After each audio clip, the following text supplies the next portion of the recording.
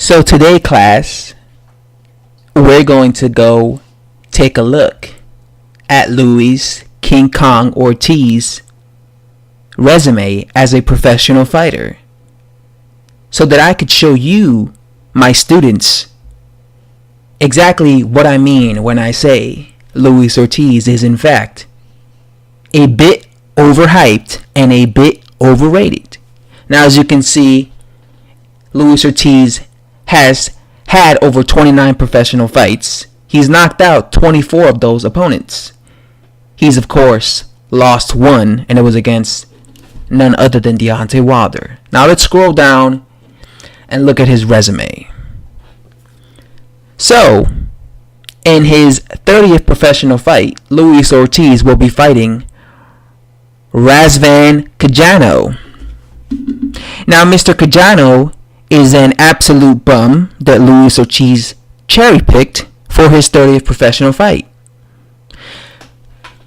Prior to this fight, he lost against Deontay Wilder.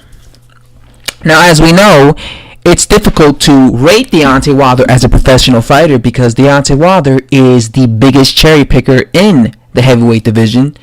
So you don't really know how good Deontay Wilder truly is, do we? Prior to Deontay Wilder, he fought Daniel Martz, an absolute bum, in his 29th professional fight. Prior to that, he fought Dave Allen, a prospect with 9 professional fights. That's right, a prospect with 9 professional fights.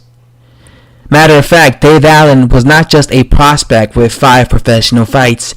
He was overweight and out of shape when he fought Luis Ortiz. And by the way, he managed to catch Luis Ortiz with a left hook. Prior to that, he fought Malik Scott.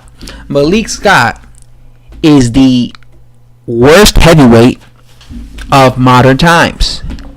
He has no heart. He is a professional sparring partner. He has the mentality, every generation of boxers, of heavyweights, there's always that, fighter that is the sparring partner. That is what Malik Scott is. That's his role. He's a sparring partner. He's not a professional fighter. He's just a sparring partner masquerading as a professional fighter. He quits in every fight, and all he ever does is run around the ring because he's not actually trying to win. Just like he did against Luis Ortiz. That was the worst fight I've ever came across. Prior to that, Luis Ortiz fought Tony Thompson. Tony Thompson was 51 years old when they fought. That's all I need to say about that fight. Prior to that, he fought Brian Jennings. Now, Brian Jennings is the only fighter that Luis Ortiz fought who was actually a little decent. Brian Jennings at the time was coming off a loss, but I rate Brian Jennings in the top 20 heavyweight when it comes to the heavyweights, top 20. So Brian Jennings might be the only opponent Luis Ortiz ever fought that was a top 20 heavyweight. Prior to that, he fought a guy that I'm not even going to pronounce his name, a guy I never heard of. Prior to that, he fought Brian Polly, a guy with 18 losses. Enough said.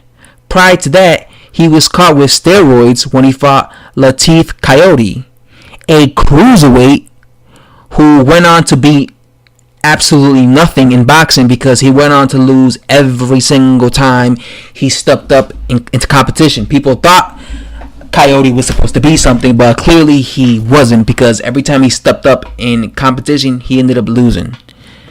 Prior to that, he fought an ancient Monty Barrett, a completely ancient Monty Barrett, who at that point had 10 losses. Prior to that, he fought a guy named Alex Gonzalez, who had 8 losses. Prior to that, he fought this bum that Deontay Wilder fought previously, Joseph Rabot, a guy that had 25 losses. Prior to that, he fought this dude who had 9 losses. Prior to that, he fought a guy who was making his professional debut. Absolute pathetic. Prior to that, he fought a guy named Jose Santos, who had more losses than wins in his resume.